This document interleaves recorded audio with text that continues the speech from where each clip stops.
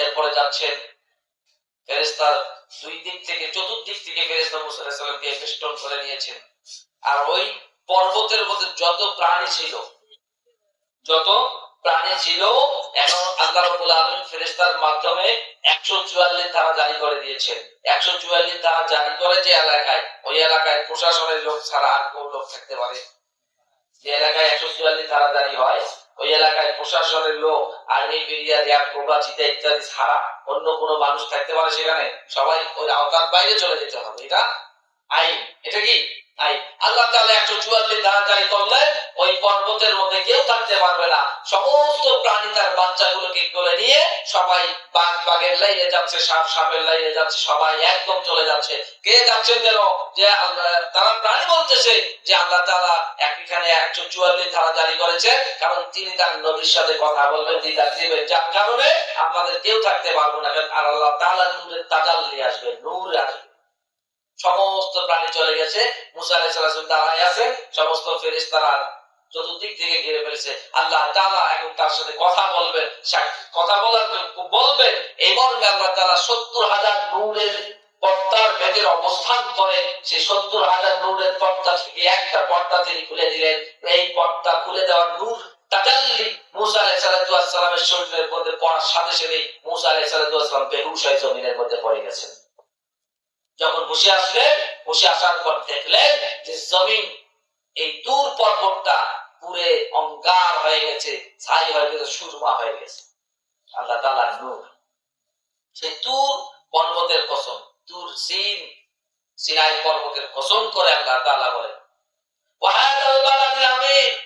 এরপরে আল্লাহ তাআলা কসম করলেন ওয়াহাদাল বালাদিল আমিন, পবিত্র শান্তিময় নিরাপত্তার নগরীর কসম। এটা হলো মক্কা নগরী। কোন নগরী? মক্কা নগরী। ওই সময়ে কাফের বেঈমান যারা মুশরিক ছিল, সমস্ত মানুষ যুদ্ধ বিগ্রহ করার পরেও যখন মক্কা নগরীর ভেতরে প্রবেশ করে, কাবার প্রাঙ্গণে প্রবেশ করে, কেউ কারো উপর হামলা করে নাই, তখন থেকে করে নাই। এই জন্য এটা নিরাপত্তার নগরী, শান্তির নগরী, এই মক্কা নগরীর কসম। কয়টা কসম হইল? কয়টা কসম হইল? কথা বুঝেন না। ওয়া তিন ওয়া যাইতুন, তিন এবং যাইতুনের কসম। কয় কসম? দুই। ওয়া তুর সিনিন, সিনাই পর্বতের কসম। কয়টা হলো? তিনটা। ওয়া হাদাল বালাদিল আমিন, শান্তিময় নিরাপত্তার নগরী মক্কা নগরীর কসম। কয় কসম? চার কসম করার পর আল্লাহ তাআলা বলেন লাকাদ খালাকনাল ইনসানা ফি আহসানি তাকওয়িম। অবশ্যই আমি মানব জাতিকে, মানুষদেরকে উত্তম সুন্দর আকৃতি দিয়ে বানাইছি। জয় বলুন সুবহানাল্লাহ। ওয়ালাকাদ খালাকনাল ইনসানা ফি আহসানি তাকওয়িম। আল্লাহ তাআলা বলেন অবশ্যই আমি মানুষদেরকে সুন্দর আকৃতি দিয়ে বানাইছি। এই সুন্দর আকৃতি দিয়ে বানাইছি। এই মর্মে আরো আয়াত আছে যে মানুষকে যখন আমরা মানুষ হই নাই, তার আগে আমরা কি ছিলাম? তার আগে কি ছিলাম? এই মর্মে আল্লাহ তাআলা বলেন হাল আতা আলাল ইনসানু হিনুম মিনাত তাহরি লাম ইয়াকুন শাইআন মাযকুরা। মানুষ, খেয়াল করো, যখন তুমি কিছুই ছিলে না, কিছুই ছিলে না, সামান্য নাপাক ফোঁটা পানি ছাড়া কিছুই ছিলে না, সেই আম্মাযকুরা, তোর দামই ছিল না, আলোচনাই ছিল না, যখন তুমি কিছুই ছিল না, সেখান থেকে তোমাদেরকে আমি তোমাদের মায়ের গর্ভে নির্দিষ্ট সময় অতিবাহিত করে পূর্ণ আকৃতি বানায়া একটা সুঠাম দেহে একটা সুন্দর আকৃতি দিয়ে মানুষ হিসেবে তোমাদেরকে আমি দুনিয়ায় পাঠাইছি। জোরে বলেন সুবহানাল্লাহ।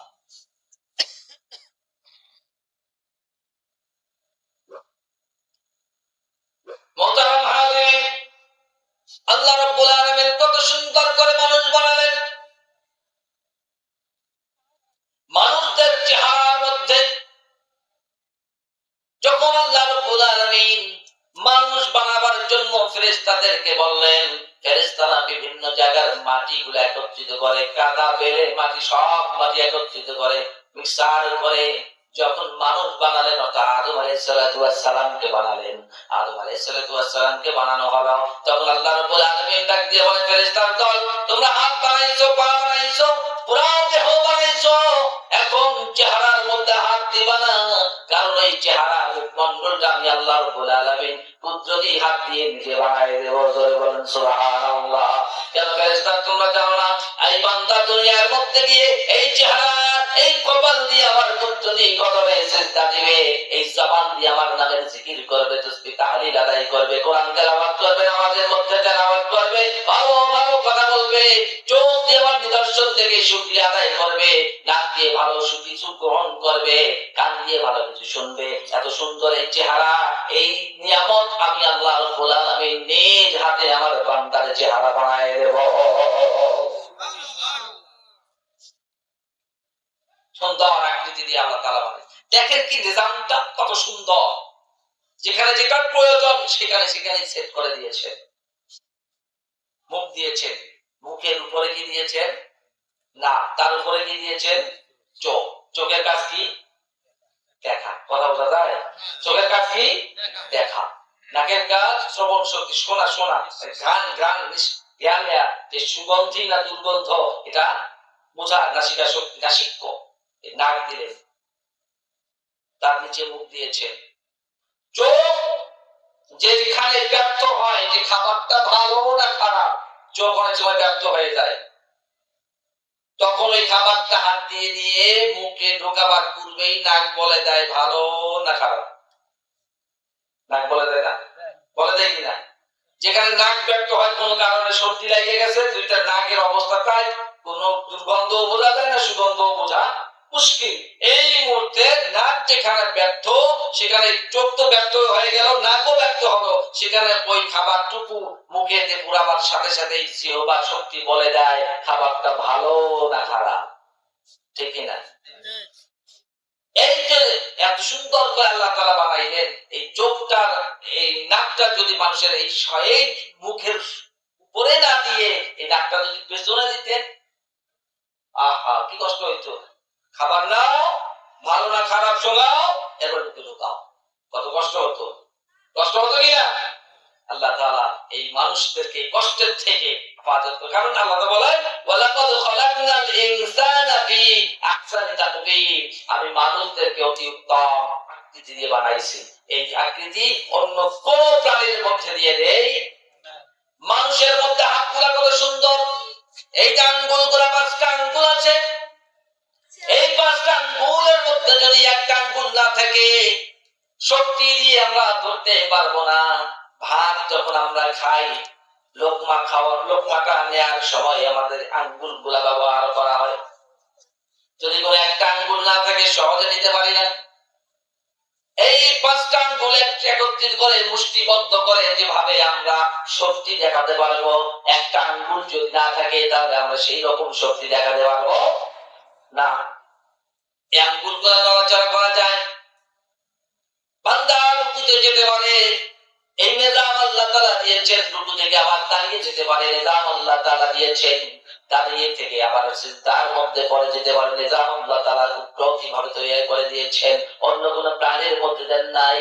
আপনারা যদি চেষ্টা করেন একটা গরুর বাছুরকে মানুষের মতো করে রুকু সিজদা করবার জন্য চেষ্টা যদি করেন, ওই বাছুরটা উপরাইয়া উপরাইয়া পড়ে যাবে, মানুষের মতো রুকু সিজদা করতে পারবে না।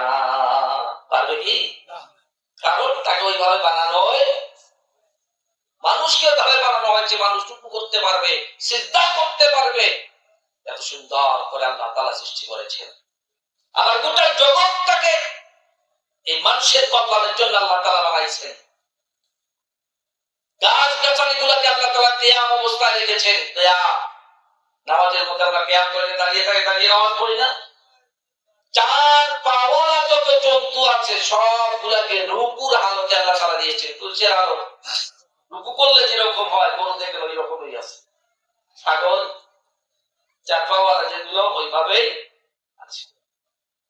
সরীসৃপ যেগুলো বুক দিয়ে মাটিতে বুক লাগাইলে চলাচল করে, সাপ জাতীয় আছে না, এগুলোকে আল্লাহ তাআলা সিজদারত অবস্থায় বানাইলেন, যে সিজদা করলে তো জমিনে নুয়ে পড়তে হয়, সিজদা করলে জমিনে নুয়ে পড়তে হাত দিতে হয়, এরপরে নাক কপাল ঠেকিয়ে তো আল্লাহ কুদরতি করবে সিজদা দেয়া লাগে। এই সিজদা মতো অবস্থায় প্রাণী হিসেবে আল্লাহ তাআলা সরীসৃপ জাতীয় প্রাণীগুলোকে বানাই দিয়েছেন, কিন্তু মানুষকে বানাইছেন সর্বহালতে, মানুষ কিয়ামও করতে পারে, রুকুও করতে পারে, সিজদাও করতে পারে। মোহতারাম হাজিরিন, এরপর আল্লাহ তাআলা বলেন সুম্মা ওয়াদাদনাহু আসফালা সাফিলিন। এরপর আমি এই মানুষের মধ্যে থেকে কিছু মানুষদেরকে হীনমন্যতাগ্রস্তদের হীনমন্যতায় ঢুকাই দেই, তাদেরকে যারা ঈমান আনয়ন করে নাই, অর্থাৎ যারা ঈমানদার নয়, তাদেরকে আল্লাহ বলেন যে তাদেরকে আমি হীনমনস্ক করে দেই, আর যারা ঈমান আনে তাদেরকে হীনমন্যতায় ঢোকাই না। পরের আয়াতে বলে ইল্লাল্লাযিনা আমানু ওয়া আমিলুস সালিহাত, যারা ঈমান আনে এবং সৎ কাজ করে তারা ব্যতীত বাকি যত মানুষ আছে সমস্ত মানুষকে আমি হীনমন্যতায় ঢোকাই দেই, অর্থাৎ জাহান্নামের মধ্যে ফেলাই দেই, জাহান্নামের মধ্যে ফেলাই।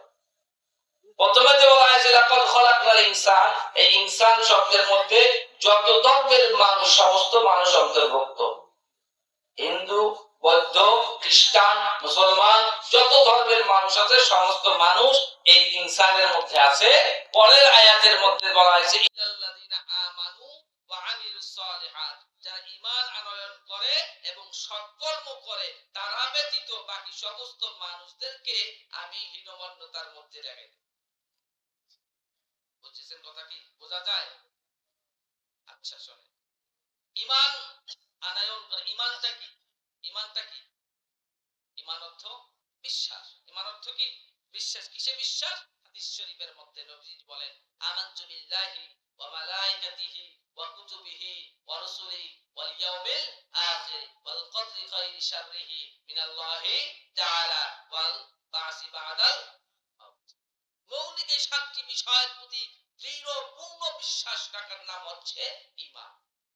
কোন একটা বিষয়কে যদি বাদ দেওয়া হয় ঈমান থাকবে। আমানতু বিল্লাহ, আল্লাহর প্রতি ঈমান রাখতে হয়। আল্লাহর প্রতি ঈমান কাকে বলে? আল্লাহ রাব্বুল আলামিন তার পরিচয় কুরআনুল কারীমের মধ্যে দিয়ে দিয়েছেন।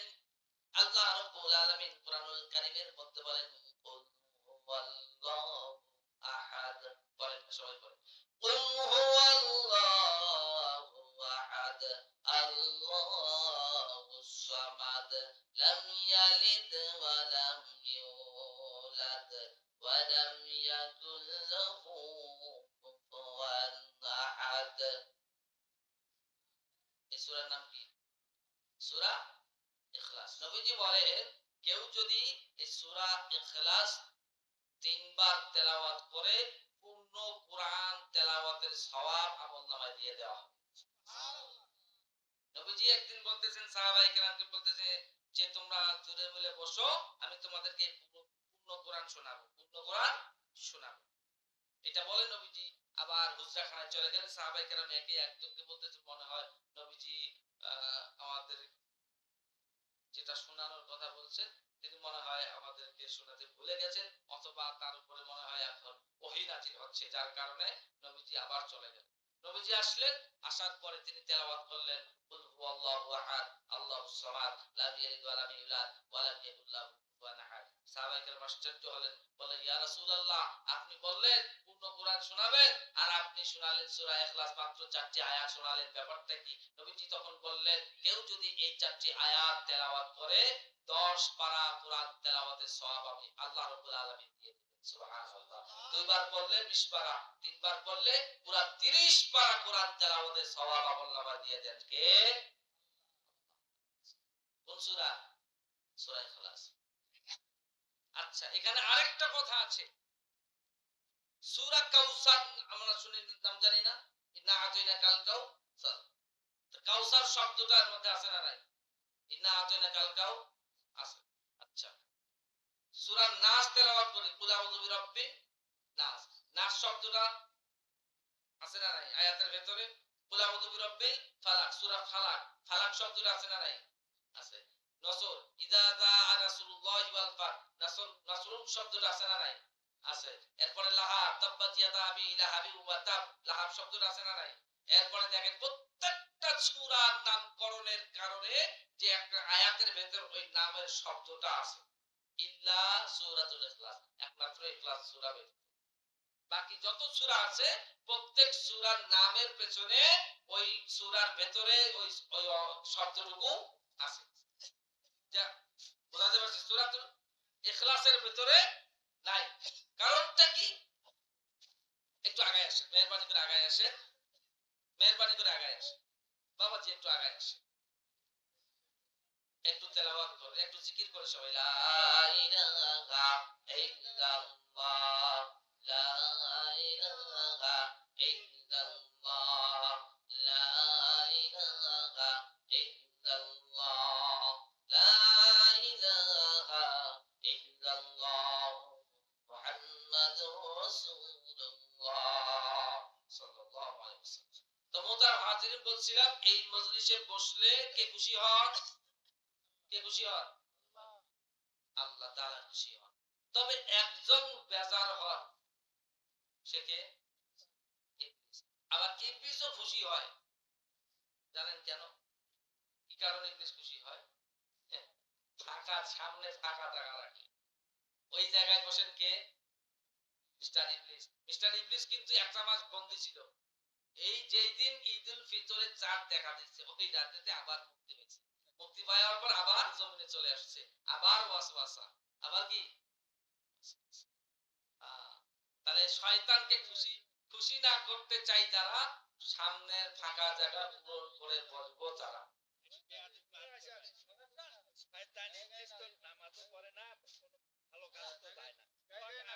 সামনে দেয়া ওয়াজ শুনাই তো তা কি হয়? লাভ হবে না, লাভ হবে না।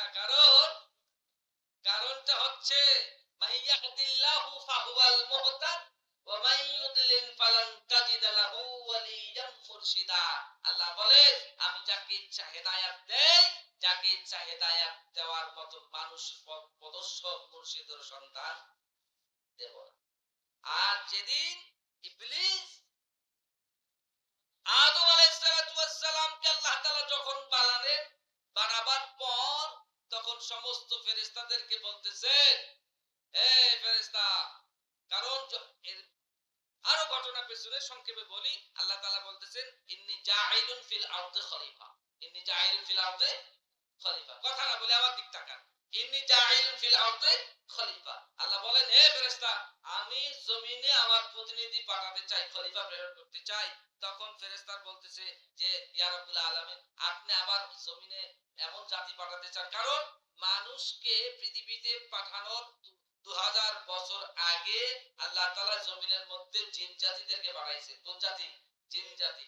এই জিন জাতিরা এত খতরনাক বদমাইশ, এরা নিজেরাই মারামারি করত, একে অপরকে মারামারি করত, মারত, কাটতো, রক্তপাত, একে জমি লাল করে দিত। তখন ফেরেশতাকে আল্লাহ তাআলা নির্দেশ দিয়েছেন, একদল ফেরেশতা আসছে, তারা পৃথিবীর এক প্রান্ত থেকে এই জিনদেরকে তাড়ানো শুরু করছে। এমন কাউকে কিন্তু মারে না, হত্যা করে নাই, এমন তাড়ানো শুরু করছে জিন ফেরেশতাদের ভয়ে জিনেরা দ্রুত ব্যাগে চলে আসছে। দুটা ভাগ হয়ে গেছে, এক ভাগ সাগরের নিচে চলে গেছে, আর এক ভাগ জমিনে একদম পৃথিবীর এক প্রান্তে চলে গেছে। এই সাগরে যারা চলে গেছে এবং পৃথিবীর এক প্রান্তে থাকে যারা চলে গেছে, সেখান থেকে যারা বেশি বদমাইশ টাইপের এদেরকে আবার বের করে দেয়, তারা আমাদের লোকালয়ে আসে, যত যন্ত্রণা আমাদের আছে না, আছে না। এই তখন ওই ফেরেশতা বলতেছেন, আল্লাহ আপনি কি এমন কিছু জাতি আবার তৈরি করতে পৃথিবীতে পাঠাতে চান যারা মারামারি করে নিজেরাই রক্তপাত করবে, আবার আমরা তাদেরকে খাওয়াবো? তখন আল্লাহ বলছেন ইন্নী আ'লামু মা লা তা'লামুন, আমি যা জানি তোমরা তা জানো না। আদম আলাইহিস সালামকে আল্লাহ তাআলা বানালেন, বানানোর পরে সমস্ত কিছুর নাম শিক্ষা দিয়ে দিয়েছেন আল্লাহ তাআলা, যে এটা এই নাম, এটার ওই নাম, এটার এই নাম। সমস্ত ফেরেশতাদেরকে ডাকছেন, ডাকার পরে বলতেছেন যে আল্লাহ তাআলা বলতেছেন এই তোমরা বলো তো এটার নাম কি? ফেরেশতা বলছে আমরা তো পারবাই না, আমরা তো জানি না। তখন আদম আলাইহিস সালাতু ওয়াস সালাম কে বলতেছে, আল্লাহ তাআলা বলেছেন, হে আদম, বল এগুলোর নাম কি? তখন আদম আলাইহিস সালাতু ওয়াস সালাম নাম পর পর একটার পর একটা নামগুলো বলতে আছে, কারণ আল্লাহ তাআলা শিক্ষা দিয়ে দিয়েছে। তখন আল্লাহ তাআলা বলতেছেন, উসজুদু লিয়া আদম ফাসাজাদু ইল্লা ইবলিসা। তখন বলতেছে, এই ফেরেশতার দল, সিজদা করো। ফেরেশতার দলকে আল্লাহ তাআলা বলছেন, সিজদা করো আদমকে। সমস্ত ফেরেশতারা একবারে আল্লাহ তাআলার হুকুম পালনার্থে আদম আলাইহিস সালাতু ওয়াস সালামের কদমে সিজদা করে গেল। সুবহানাল্লাহ। ইল্লা ফাসাদাতু ইল্লা ইবলিসা, ইবলিস ব্যতীত। ফেরেশতার দল যখন সিজদা থেকে উঠলো, এখন প্রথম একটা সিজদা দিল, দেওয়ার পরে যখন উঠলো, উঠার পরে থেকে ইবলিস দাঁড়ায় আছে, কণ্ঠনা। আবার এক সিজদা, ফেরেশতারা দিয়ে বলতে, আল্লাহ আমরা ইবলিসের সাথে নাই, আমরা এর সাথে নাই, আমরা তোমার হুকুম পালন করছি আল্লাহ, আমরা এর সাথে নাই। নামাজের মধ্যে রুকু কয়বার করা হয়? এক রাকাতে, এক রাকাতে রুকু, এক রাকাতে রুকু কয়বার? রুকুতে আল্লাহু আকবার বলে ছাপড়ানো হয়, রুকু কয়বার করা হয়? একবার। এক রাকাতে রাকাতে কিয়াম কয়বার থাকে? একবার। একবার দাঁড়ানো, একবার। সিজদা কয়টা? কিয়ামও ফরজ, রুকুও ফরজ, সিজদাও, এগুলো একটা করে সিজদা দুইটা। এক রাকাতে কয় সিজদা? দুই সিজদা। কয় সিজদা? দুই সিজদা। ওই যে আল্লাহ আমরা ইবলিসের সাথে নাই, আবার একটা শুকরিয়ার সিজদা। একটা হলো আল্লাহর হুকুম পালনের সিজদা, আর একটা সিজদা থেকে উঠে থেকে ইবলিস দাঁড়ায় আছে, সিজদা দেয় নাই। এখন তারা ফেরেশতা বলছে, আল্লাহ আমরা ইবলিসের সাথে নাই, আবার আরেকটু কি শুকরিয়ার সিজদা আমরা এর সাথে নাই। তখন আল্লাহ তাআলা ফেরেশতা এই ইবলিসকে ডাক দিয়ে বলতেছে, এ ইবলিস, কি হলো, সিজদা করলি না কেন? ইবলিস অহংকার করে বলতেছে, আমি তো সিজদা করবই না, কারণ খালাকতানি মিন নার ওয়া খালাকতাহু মিন তিন। তুমি আমাকে বানিয়েছো আগুন দিয়ে, আর আদমকে বানিয়েছো মাটি দিয়ে। আগুন জ্বালালে আগুনের গতি কোন দিকে ওঠে? উপরে। মাটি ছেড়ে দিলে কোন দিকে পড়ে? নিচের দিকে। যেটা উপরের দিকে দাঁড়ায় থাকবে, যেটা নিচে পড়ে সেই সিজদা দেবে। এরকম যুক্তি দাঁড় করাইছে কে? ইবলিস। তখন আল্লাহ তাআলা বলেন, লানতের তক্তা তোমার গলায় ঝুলে দেওয়া হলো, তোমার যতগুলো ইবাদত করা হয়েছে সমস্ত ইবাদত বরবাদ করে দেওয়া হলো, তুমি চিরস্থায়ী জাহান্নামী, তোমার আর হেদায়েত হবে। সামনে বসে থাকলেও ইবলিসের হেদায়েত। বোঝাতে পারছি? আচ্ছা, আসে তার মাঝে কি জন্য বলতেছিলাম যে ঈমান আনতে হবে। আমানতু বিল্লাহ, আল্লাহ তাআলার প্রতি ঈমান। আর আল্লাহ তাআলা তার নিজের পরিচয় দেন সূরা ইখলাসের মাধ্যমে, কুল হুয়াল্লাহু আহাদ। ইখলাস, এই সূরা ইখলাস নামটা নামকরণের ভেতরেও আবার ইখলাস শব্দটা ওই চারটি আয়াতের মধ্যে কোথাও নাই। অন্য সূরার যে নামকরণ করা হয়েছে ওই শব্দগুলা ওই আয়াতের কোন একটা আয়াতের মধ্যে আছে, কিন্তু ইখলাস সূরার ভেতরে এই ইখলাস শব্দটা নাই। কারণটা কি? ইখলাস হয় ভেতরে। ইখলাস কোথায়? ভেতর, অন্তর, যা দেখা যায় না। আল্লাহ বলেন আমার পরিচয়, নবী আপনি বলে দেন, আল্লাহু আহাদ, আল্লাহ একক। আল্লাহ কয়জন? আল্লাহ এক। কুল আল্লাহু আহাদ, আল্লাহুস সামাদ, আল্লাহ অমুখাপেক্ষী। তিনি এই আসমান, জমিন, গ্রহ, নক্ষত্র সমস্ত কিছু সৃষ্টির পেছনে কারো সাহায্য সহযোগিতা নেন, সহযোগিতা নিছেন? আল্লাহ তাআলা কুন ফায়াকুন বলে সমস্ত সৃষ্টি বানাই দিয়েছেন, সব কুন ফায়াকুনের অন্তর্ভুক্ত। যখন বলছেন কুন ফায়াকুন, সাথে সাথে হয়ে যেত। তার কোন সৃষ্টি করতে গিয়ে, পৃথিবী এই নিজামটা চালাতে গিয়ে তার কোন সহযোগিতা, কারো সহযোগিতা নেওয়ার প্রয়োজন পড়ে না। বরঞ্চ তিনি কারো উপর মুখাপেক্ষী নন, বরঞ্চ প্রত্যেক সৃষ্টি প্রাণী, কোন সৃষ্টি জীব, সেই আল্লাহ তাআলার কাছেই মুখাপেক্ষী। তার কাছে আমাদেরকে চাইতে হয়, তার কাছে চাইতে হয়। আল্লাহ সমাদ। সমাদ আর একটা অর্থ হচ্ছে যার পেট নাই, আল্লাহ তাআলার পেট আছে। আল্লাহ লাম ইয়ালিদ ওয়া লাম ইউলাদ, তিনি কাউকে জন্ম দেন নাই, তাকেও কেউ জন্ম দেয়। ওয়া লাম ইয়াকুল লাহু ওয়া নাহার, আসমান জমিনের ভেতরে আল্লাহ তাআলার সমকক্ষ আর কেউ নাই। এই হলো আল্লাহ তাআলার পরিচয়। এটা বিশ্বাস রাখা, এটা বিশ্বাস আল্লাহ তাআলা এই জমিনটা এত সুন্দর করে বানালেন, চন্দ্র সূর্য দিলেন, এত সুন্দর। চন্দ্র তার নির্দিষ্ট কক্ষপথে চলছে, সূর্যও তার নির্দিষ্ট কক্ষপথে চলছে, নির্দিষ্ট রাস্তা দিয়ে চলছে। সূর্য এবং চন্দ্র কোনোদিন কারো গায়ে ধাক্কা লাগে লাগে? এই যে সৃষ্টির শুরুতে যখন পৃথিবী সৃষ্টি হয়, আসমান গ্রহ নক্ষত্র আল্লাহ তাআলা সৃষ্টি করলেন, করার পর সেদিন এখন পর্যন্ত চলমান রয়েছে। জমিনের মধ্যে আমরা বিদ্যুতের ফ্যান তৈরি করি না? করি তো। ফ্যান ঘুরতে ঘুরতে ঘুরতে ঘুরতে কোনো একদিন বন্ধ হয়ে যায়, মেকারের কাছে নিয়ে যায়, কয়েল নষ্ট। কি নষ্ট? কয়েল পুড়ে গেছে, কয়েল নষ্ট হয়ে গেছে, বেয়ারিং জাম হয়ে গেছে, এখন ওইগুলো ঠিক করতে হয়। অনেক সময় ঠিক করতে গিয়ে আর ঠিকই হয় না, ফ্যানটা চলেই না, বাঙালির দোকানে দেয়ালে হয় কি? এরকম হয় কি? কিন্তু আল্লাহ তাআলা এরকম সূর্য দিয়েছেন, সূর্য এত মনোবর্ত ঘূর্ণয় করছে, পৃথিবীর প্রদক্ষিণ করতেছে, জমিনটাও ঘুরতেছে। এই ঘোড়ার পেছনে সূর্য কোনোদিন 1 ইঞ্চি ক্ষয় গিয়েছে? চন্দ্র ক্ষয় গেছে? কারণ এগুলো আল্লাহ বানাইছেন, এগুলো কোনো ক্ষয় হবে না। একদিন আল্লাহ তাআলা সবগুলোকে ধ্বংস করে দিবেন, আর তিনি শুধুমাত্র থাকবেন। তার আগ পর্যন্ত ইসরাফিলের সিংহার মহা ফুৎকার, সেই মহাপ্রলয় ব্যতীত এই সমস্ত আল্লাহ তাআলার সৃষ্টির কোনো ক্ষয় হবে। যখন আল্লাহ তাআলা হুকুম করবেন, ইসরাফিল আলাইহিস সালাতু ওয়াস সালাম সিংহায় ফুৎকার দেবেন, তখন কি সবকিছু ক্ষয় হয়ে যাবে? তার আগে একটুও ক্ষয় হবে না। এত কিছু আল্লাহ তাআলা বানাইছে। বানানোর পরে এটা বিশ্বাস রাখা, এটা হচ্ছে আমানতু বিল্লাহ। তিনি হায়াত দাতা, তিনি মওত দাতা, তিনি রিজিক দাতা, তিনি বিধান দাতা, তিনি আমার মালিক, তিনি আমার খালিক, তিনি আমাকে সৃষ্টি করেছেন, তিনি আমাকে রিজিক দেন, তার হুকুমে পৃথিবী চলে, তার হুকুমে নদী পানি বহমান, সব কিছু চলছে একমাত্র তার ওই হুকুমে। তিনি হচ্ছেন আমার আল্লাহ। এটা আমানতু বিল্লাহ, আল্লাহর ইমান, এই বিশ্বাস রাখা, এটা হচ্ছে ইমানের একটা অংশ। এরপরে বলা হয়েছে আমিলুস সালিহা, নেক আমল যারা করে। নেক আমল দুই ধরনের হয়। কয় ধরনের? একটা হলো প্রকাশ্য, আর একটা হলো অপ্রকাশ্য, গোপন।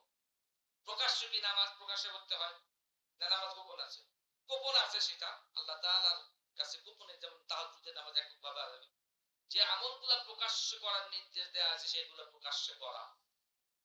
নামাজ প্রকাশ্যে করার নির্দেশ, 5 ওয়াক্ত নামাজ মসজিদে গিয়ে আদায় করতে হবে। যাকাত প্রকাশ্যে, হজ প্রকাশ্যে করতে হয়, হয় কি না? ওষুধ দিতে হয়। এই যে প্রকাশ্যে করা যেগুলো নির্দেশনা দেওয়া আছে সেগুলো প্রকাশ্যে করা, আর যেগুলো গোপন ভাবে করার কথা বলা হয়েছে শরীয়তে সেগুলো গোপন করা, গোপন ভাবে আমল করা। যেরকম দান খয়রাতের ব্যাপারে বলা হয়েছে, ডান হাত যা দান করবে বাম হাত যেন না জানে, এটা হলো উত্তম দান। উত্তম দান, এই হলো ওয়ামিলুস সালিহা, নেক আমল যারা করবে, ঈমান যারা আনবে এবং নেক আমল করবে, তারা ব্যতীত সমস্ত মানুষ কি হবে? হীনমন্যতায় ভুগবে। আরেক আয়াতে আল্লাহ তাআলা বলেন, সূরা আসরের মধ্যে বলেন, ইল্লাল্লাযীনা আমানু ওয়া আমিলুস সালিহাতি ওয়া তাওয়াসাউ বিল হাক্কি ওয়া তাওয়াসাউ বিস সাবর ওয়াল আসর ইন্নাল ইনসানা লাফি খুসর।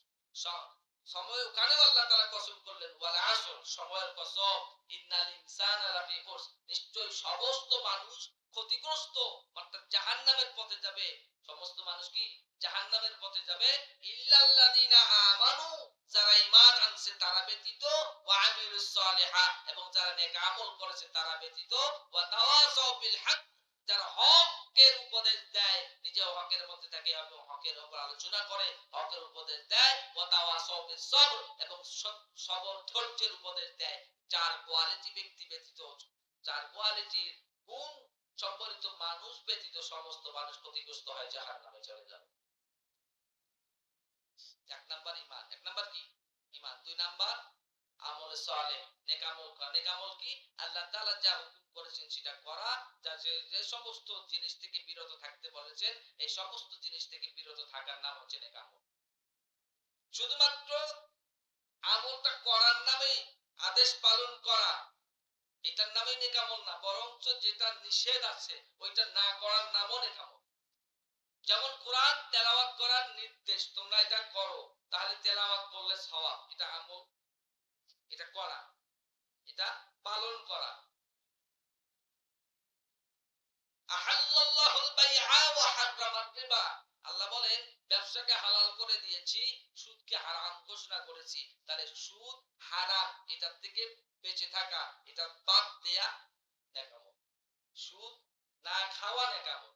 বুঝাতে পারিনি? ব্যবসা হালাল, এটা করা নেকামত, এটা আমল করা নেকামত। সুদ হারাম, এটা ছেড়ে দেওয়া নেকামত। একটা করা যেমন নেকামল, এরকম হারাম ছেড়ে দেওয়া নেকামল। হালাল খাওয়া যেরকম নেকামল, হারাম ছেড়ে দেওয়া যেমন নেকামল। তার নেকামল কয় ধরনের হবে? দুই ধরনের, একটা করা, একটা এবং ছাড়া। করা এবং ছাড়া। শুধু করলেই হবে, ছাড়তেও হবে। আমি আপনি যদি সকালবেলা শুটকি বা ভর্তা সব সময় খাই আর এবং এই ইসোমিপ্রাজল, ম্যাক্সপ্রো গ্যাসের ট্যাবলেটও খাই, গ্যাস ভালো হবে? শুকতেও তো জব্বর মাথায় শুকতে প্রতিদিন খাচ্ছি, গ্যাসের রাজা, তার আবার এই ম্যাক্স প্রো খাচ্ছি, গ্যাসের ট্যাবলেটও খাচ্ছি, গ্যাস কি ভালো হবে? সুদও খাচ্ছি, ঘুষও খাচ্ছি, নামাজও পড়তেছি, তাহলে ওই সুদ ঘুষের কারণে ওই নামাজ আমার কোনো কল্যাণে আসবে না। কিয়ামতের ময়দানে আল্লাহ রাব্বুল আলামিন একদল মানুষদেরকে সামনে তার দুনিয়ার মধ্যে যতগুলা আমল করেছে, নেক আমল করেছে, নামাজ আদায় করেছে, সেই নামাজগুলোকে একটা পোটলা বানাইয়া ওই মানুষের চেহারার মধ্যে ফিৎকার করে দেয়া হবে, ঠিক মারা হবে, দেখ তোমার নামাজ নাও। কারণ এই নামাজের মধ্যে রূহ ছিল না, ওই নামাজের মধ্যে খুশুখুশি ছিল না, ওই নামাজের মধ্যে আল্লাহর হুকুম ছিল না। আল্লাহ তাআলা বলেছেন কদ আফলাহাল মুমিনুন আল্লাযীনা হুম ফি সালাতিহিম খাশিউন। সফল ওই ব্যক্তি, সফল ওই মুমিন, যে মুমিন তার নামাজটা খুশু খুজুর সহিত আদায় করেছে। খুশু খুজু কাকে বলা হয়?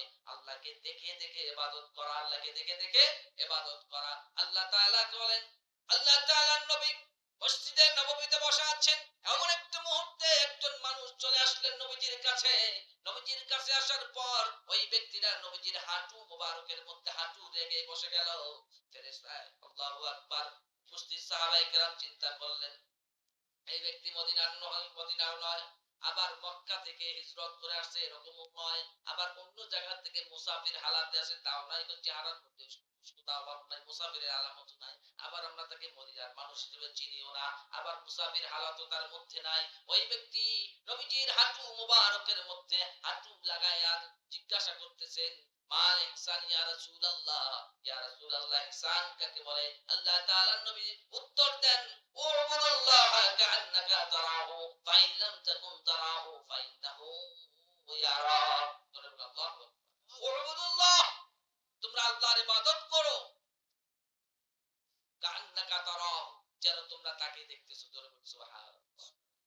আর যদি এরকম অনুভূতি না হয়, মানে পাওয়ার শক্তি না থেকে, ফাইল্লাম তাকুন তারাহু ফাইন্নাহু ইয়ারাক, তাহলে মনে করো তিনি আমাকে দেখতেছে।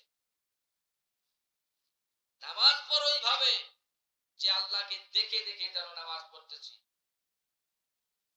আর যদি ওই অনুভূতি আমার মধ্যে না থাকে, পাওয়ারটা নাই, ইমানের ওই ওই রকম শক্তি নাই, আমার অন্তরটা মরে গেছে, পরিচয়, কারণ গীবত, শিকায়াত, মানুষের দুর্নামের আলোচনা, এই জবানের হেফাজত নাই, চোখের হেফাজত না থাকার কারণে আস্তে আস্তে আস্তে আমার অন্তরটা এমন ভাবে পরিচয় পরিপূর্ণ হয়ে গেছে, তাহলে আমার ওই অন্তরের মধ্যে ওই খেয়ালটা আসে না। তাহলে নবীজি বলেন, তাহলে যদি ওই খেয়ালটা না আসে, তাহলে তোমার ওই খেয়াল পয়দা করো যেন যে আমি যার ইবাদত করতেছি সেই আল্লাহ তাআলা আমাকে দেখতেছে।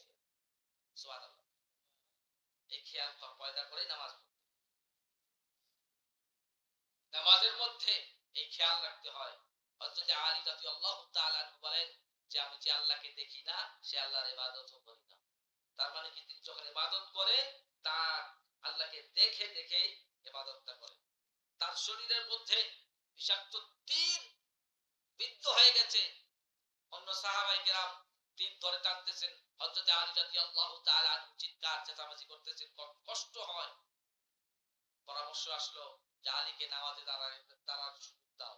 হযরত আলী রাদিয়াল্লাহু তাআলা আনহু নামাজে দাঁড়িয়ে গেলেন, এমন ভাবে নামাজ আদায় করা শুরু করলেন, তখন কোন সময়ের মধ্যে এই সাহাবায়ে কেরাম হযরত আলী রাদিয়াল্লাহু তাআলা আনহুর শরীর থেকে ওই তীরটা, বিষাক্ত তীরটা খুলে ফেলেছে। হযরত আলী রাদিয়াল্লাহু তাআলা এক মুহূর্তের মধ্যে টের পান না। আর আমরা নামাজের ভেতরে যত খেয়াল, আর খেয়ালটা হবেই, কারণ একটা শয়তান আছে, একটা কি শয়তান, এই শয়তানের কাম হচ্ছে মানুষ যখন নামাজের মধ্যে দাঁড়ায় যাবে, মানুষ যখন নামাজের মধ্যে দাঁড়ায় যায়, আমার মা বোনেরা আপনারা একটু ভালোভাবে খেয়াল রাখবেন, বিশেষ করে মা বোনদের এই বিষয়গুলো জানে রাখা অত্যন্ত জরুরি। সেটা হচ্ছে মানুষ যখন নামাজের মধ্যে দাঁড়িয়ে যায়, একটা একটা শয়তান আছে ওয়াসওয়াসা সৃষ্টি করে, উযকুর কাযা, উযকুর কাযা, এটা হাদিসের শব্দ, উযকুর কাযা, উযকুর কাযা, তোমার ওই কথা স্মরণ করো, তোমার ওই কথা স্মরণ করো। বিশ্বাস করেন নামাজে দাঁড়ানোর আগ মুহূর্ত পর্যন্ত যেটা আপনার মনের মধ্যে ছিল না, আল্লাহু আকবার বলে হাত বাঁধার সাথে সাথে আপনার মনের মধ্যে খেয়াল এসে গেছে ওই কাজটা। হয় কি হয় না? যত খেয়াল আসে না, এতক্ষণ নামাজে ঢোকার আগ পর্যন্ত কিন্তু খেয়ালগুলো ছিল না, নামাজে যখন দাঁড়িয়ে গেলেন দাঁড়ানোর সাথে সাথে আপনার আমার মধ্যে ওই খেয়াল চলে আসে কি করছি নাই করে। হয় কি? মনে হয় কথা বুঝতেছেন আপনারা, আল্লাহর ওলি মানুষ আপনাদের না হতে পারে, আমার তো মাঝে হয়। এটা হলো শয়তানের ওয়াসওয়াসা। এটার থেকে মনটাকে ফিরাই নিয়ে আসে আল্লাহর সান্নিধ্যে যাওয়ার মানুষ পথে, যে আমরা ইবাদত করেন আমাদের দাঁড়ানো, তাহলে খুশুখুজু পয়দা হবে। মুফাসসিরিনে কেরাম বলেন খুশুখুজু পয়দা করা আরেকটা পদ্ধতি হচ্ছে আমি যে তেলাওয়াত গুলা করতেছি, ওই তেলাওয়াত, ওই হরফ, ওই শব্দগুলার প্রতি খেয়াল রাখা। তেলাওয়াত করতেছি আলহামদুলিল্লাহি রাব্বিল আলামিন আর রহমানির রহিম মালিকি ইয়াউমিদ্দিন ইয়্যাকা না'বুদু ওয়া ইয়্যাকা নাস্তাঈন ইহদিনাস সিরাতাল মুস্তাকিম সিরাতাল লাযীনা আন'আমতা আলাইহিম গায়রিল মাগদুবি আলাইহিম ওয়ালাদ দাল্লিন। তেলাওয়াত করলাম, এই হরফে হরফে তেলাওয়াত খেয়াল রাখা। আলহামদু, আমি কি তেলাওয়াত করলাম, আলিফ লাম হা মিম দাল, এই তেলাওয়াত, এই খেয়াল রাখা। তাহলে খুশু, এই যদি খেয়ালে হরফের দিকে আমার খেয়াল চলে যায়, আমার খেয়াল কি ওই দোকানের দিকে যাবে তখন? বাড়িতে বউ রেখে আসছে এই খেয়াল চলে যাবে তখন? যাবে না। এখন যদি এই খেয়াল আমার মধ্যে না আনে নামাজের মধ্যে, তাহলে তো ওই খেয়াল চলে আসবে, বাইরের খেয়াল চলে আসবে। কারণ আমার পিছনে আবার শয়তান লাগা আছে, উস্কুট কাপড়, এই শয়তানকে আবার পরাজিত করতে হবে, এই শয়তানকে আবার পরাজিত করতে হয়। পরাজিত এই জন্য বলা হয়েছে যে নফস ও শয়তানের বিরুদ্ধে জিহাদ হচ্ছে সবচেয়ে বড় জিহাদ। কারণ যাকে ধরা যায় না, দেখা যায় না, নফস দেখা যায়, ধরা যায়, ইবলিস শয়তান দেখা যায়, ধরা যায়, তাহলে এদের বিরুদ্ধে নফস এবং শয়তানের বিরুদ্ধে সার্বক্ষণিক জিহাদ, এটা মারাত্মক লেভেলের জিহাদ। আর এইটা হলো কাফের, দেখা যায়, চেনা যায়, ধরা যায়, এর ধারের কাছেও নাই। এ যদি তলোয়ার নিয়ে আসে আমিও তলোয়ার নিয়ে থাকবো, এ যদি লাঠি নিয়ে আসে আমিও লাঠি নিয়ে থাকবো, সে আমার বিরুদ্ধে অবস্থান করছে, সে কাফের, ঠিক আছে, তাকে দেখা যায়, তাহলে এর সাথে জিহাদ করা আমার জন্য অত্যন্ত সহজ। কিভাবে সহজ? ওকে আমি চিনি, ওকে দেখা যায়, ধরা যায়, তাহলে তার বিরুদ্ধে জিহাদ যুদ্ধ করা অত্যন্ত আমার জন্য একটু হলো সহজ। কারণ ওর যে পদ্ধতি অবলম্বন করে আমিও সেই পদ্ধতি অবলম্বন করে তার বিরুদ্ধে অবস্থান নেব। কিন্তু যে শত্রুকে দেখা যায় না, ধরা যায় না, চেনা যায় না, শয়তানকে দেখি না, চিনিও না, সাদা না ধলা না কালা, নফসও তো চিনি না, সাদা না ধলা না কালা, তাকে দেখা যায় না, যাকে ধরা যায় না, যাকে ছোঁয়া যায় না, তার বিরুদ্ধে যে যুদ্ধ করা বড় কষ্ট, না যাকে দেখা যায় তার বিরুদ্ধে যুদ্ধ করা বড় কষ্ট, যার দেখা যায়। এই জন্য বলা হয়েছে রাজা আল জিহাদ ইলাল, রাজা আল জিহাদ মিনাল আসগার ইলাল আকবার। আমরা ছোট যুদ্ধ থেকে অর্থাৎ রক্তক্ষয়ী জিহাদ থেকে লড়াই করে যুদ্ধে জয়লাভ করে আমরা এখন বড় যুদ্ধের দিকে যাচ্ছি, সেটা হচ্ছে নফস এবং শয়তানের বিরুদ্ধে জিহাদ। এই জিহাদ করে নামাজের মধ্যে খুজু পয়দা করার নামে হচ্ছে কদ আফলাহাল মুমিনুন আল্লাযীনা হুম ফি সালাতিহিম খাশিউন। নামাজের মধ্যে খুশু পয়দা করা, ওই নামাজের মধ্যে খুশু পয়দা করা ব্যক্তি মুমিনরাই সফল কাম, তাদেরকে আল্লাহ তাআলা জান্নাতুল ফেরদাউসের মেহমান বানায়। নবী করিম সাল্লাল্লাহু আলাইহি ওয়াসাল্লাম একদিন যাচ্ছেন, একদল মহিলা বসা আছে। নবীজি বললেন, এই মহিলার দল, তোমরা বেশি বেশি পরিমাণে সদকা করো, দান খয়রাত করো। তো কেন গো ইয়া রাসূলুল্লাহ? নবীজি বলেন, কারণ মেরাজের রজনীতে জাহান্নামের মধ্যে জাহান্নামবাসীদের অধিকাংশ আমি দেখেছি নারী। জাহান্নামে অধিকাংশ জাহান্নামী কারা? নারী। নবীজি বলেন তোমরা বেশি বেশি দান সদকা করো, কারণ আমি জাহান্নামে মেরাজের রাজনীতি জাহান্নামে দেখেছি জাহান্নামের অধিবাসী অধিকাংশ নারী। কেন তারা জাহান্নামে গেল? নবীজি বলছে তার অনেকগুলা কারণ, তার মধ্যে কিছু কারণ হচ্ছে যে তারা বেশি বেশি অভিশাপ পাঠ করে। কি করে? অভিশাপ দেয়, সন্তানকে অভিশাপ দেয়, স্বামীকে অভিশাপ দেয়। আছে না নাই? সবাই যদি কথা না শুনে, সন্তান যদি কথা না শুনে, বলে কি মনে সব মরে না কেন? বলে এটা কার কাজ? বাপ কয়, বাপ কয়, কার কয়? মা বলে। অভিশাপ দেয়। এই মহিলা মায়ের জাতির এই অভিশাপ পরায়ণ। এমন কি যদি দেখা যায়, যদি এই কি বলে এই যে ধানের যখন রোয়াটা ধানটা পেকে যাবে, কাটামারি শুরু হয়ে যাবে, ধান নাড়ি দিছে, সারাদিন রোদ ছিল, হঠাৎ করে এমন ভাবে দেওয়া আকার, এত ভাবে কালো মেঘ জমে গেল, হুট করে বৃষ্টি শুরু আসলো, এই বেগ মহিলা ধান গোটাচ্ছে, মন্নের দেওয়া আমারে বেলায় চোখে দেয় না। এর বলে কি? বলে কি বলে না? এটা এটা এটা কি পুরুষেরা বলে না মহিলারা বলে? নবীজি বলেন এই মহিলাদের এই কাম, এই কারণেই মহিলারা অধিকাংশ মহিলা জাহান্নামে চলে যায়। ওই অভিশাপ দেওয়ার কারণে। ছেলেদেরকে অভিশাপ দেয়, তাদের স্বামীদেরকে অভিশাপ দেয়।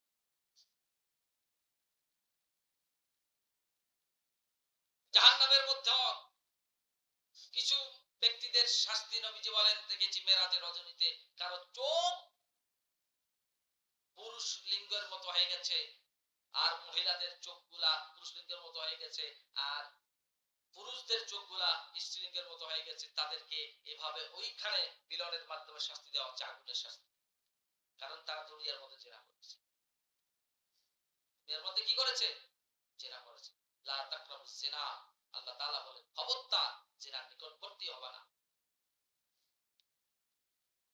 রাগ করে কথা বোঝা যায়?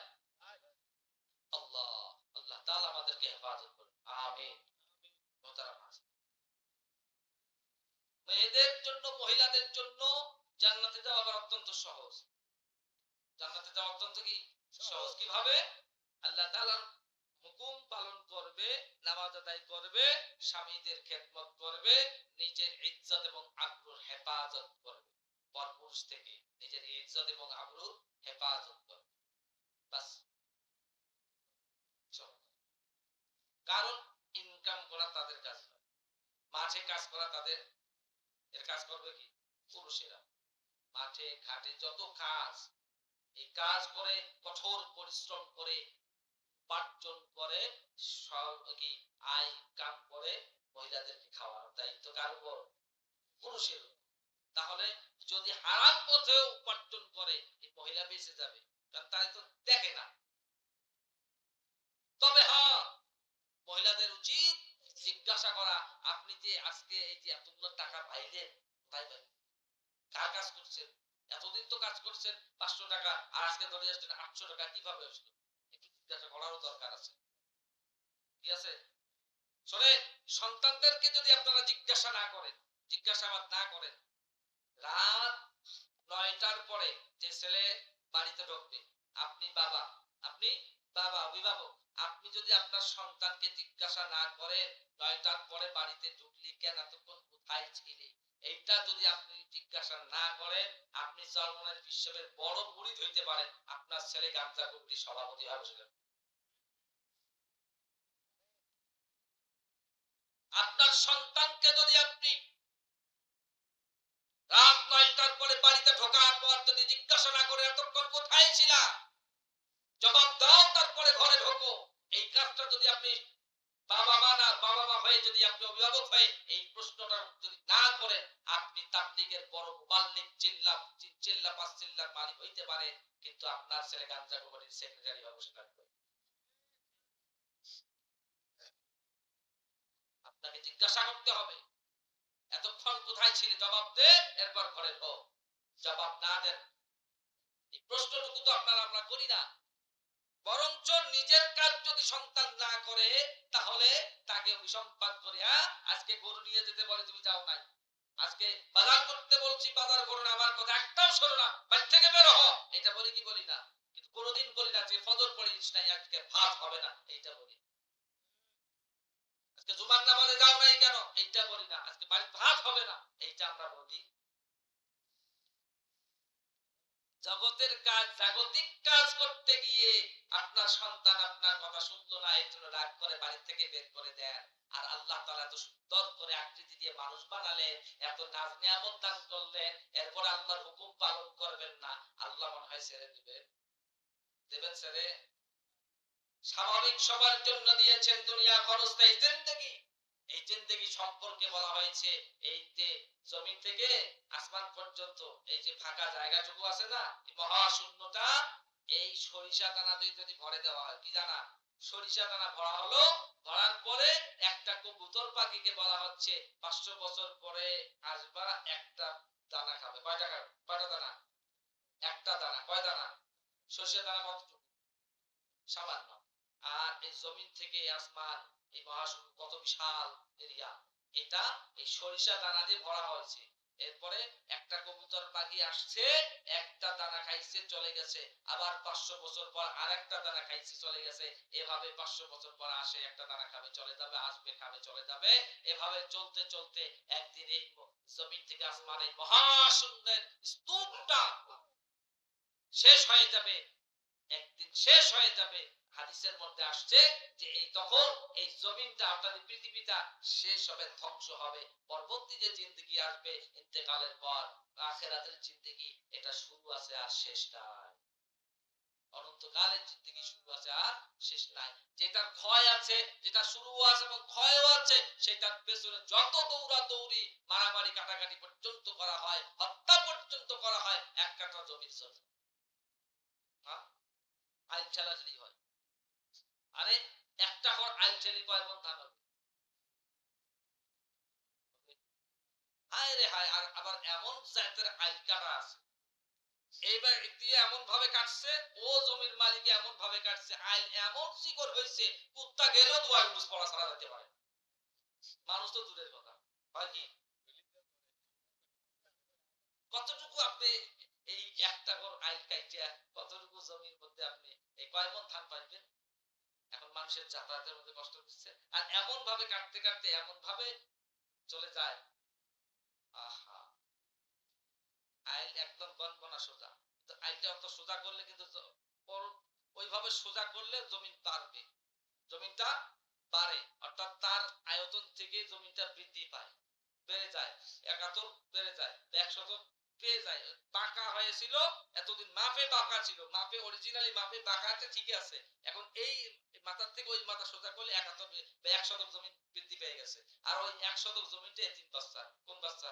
এতিম বাচ্চা। ওই আর কথা বলতে পারে না, কারণ কথা বললেই নাগেশ্বরী একদম উঠে পাঠাই দেবে। নাগেশ্বরী বলছেন তো, নাগেশ্বরী বলি নাই, নাগেশ্বরী মানে ক দিয়ে, আর গ থাকলে তো নাগেশ্বরী হবে। যাই হোক, আল্লাহ হেফাজত করুন। এই যে এতটুকু ছাড় আপনি দিলেন না, আর আপনার পাশের জমিনের মধ্যে, পাশের জমিনওয়ালা একজন শক্তি শক্তি কম, তার জনসংখ্যা কম, তার বেটা ভাইস্তে কম, লাঠির জোর কম, যার ভয়, যার কারণে আপনার বিরুদ্ধে সে মাথা চাড়া দিতে পারে না, কথা বলার সাহস পায় না যে চাচা এই আইলটা এইভাবে কাটলেন কেন, এই আইলটা এইভাবে ঠেলিয়ে আনলেন কেন, এইটা বলতে পারে না, কারণ লাঠির জোর তার। এই যে লাঠির জোর না থাকার কারণে সে তখন আল্লাহকে বলে, আল্লাহ আমার উপর জুলুম করেছে, আপনি যদি যতটুকু এই একটা জমি আপনি কোন ভোগ দখল করলেন অবৈধভাবে, যার কারণে কিয়ামতের ময়দানে 7 তবক জমিন আপনার বুকের মধ্যে আল্লাহ তাআলা দিয়ে দেবেন।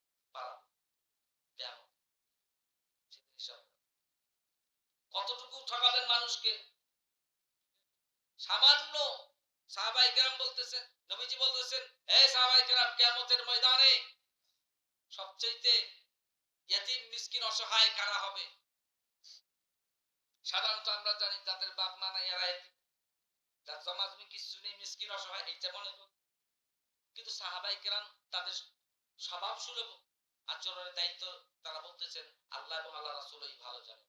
তখন নবীজি বলতেছেন, কোন এক ব্যক্তি জমিনের মধ্যে হাজার লক্ষ লক্ষ টাকা খরচ করে হজ করে, হজের বিশাল পাহাড় পরিমাণ নেকি অর্জন করেছে। 5 ওয়াক্ত নামাজ, চারটের নামাজ, আওয়াবিনের নামাজ, কত নামাজ আদায় করে, তাহিয়াতুল হুজুর নামাজ, দুখুলুল মসজিদের নামাজ, অনেক কিছু আদায় করে নেকি ভরপুর করে বলেছে, পাহাড় পরিমাণ নেক অর্জন করেছে। দান খয়রাতের নেক অর্জন করেছে, মানুষকে ভালো কথা বলার নেক অর্জন করেছে, অনেক নেকি উপস্থিত করে কিয়ামতের ময়দানে দাঁড়িয়ে গেছে। কিন্তু দুনিয়ার মধ্যে একটি যুবককে ওই ব্যক্তি দুনিয়ার মধ্যে হক নষ্ট করেছে। হক নষ্ট করার কারণে কিয়ামতের ময়দানে দুই ব্যক্তিকে দাঁড়ানো করা হবে। যার হক নষ্ট করা হয়েছে তাকেও দাঁড়ানো হবে, আর যে হক নষ্ট করছে তাকেও দাঁড়াতে হবে। দুই বান্দাকে কিয়ামতের ময়দানে দাঁড়ানোর পর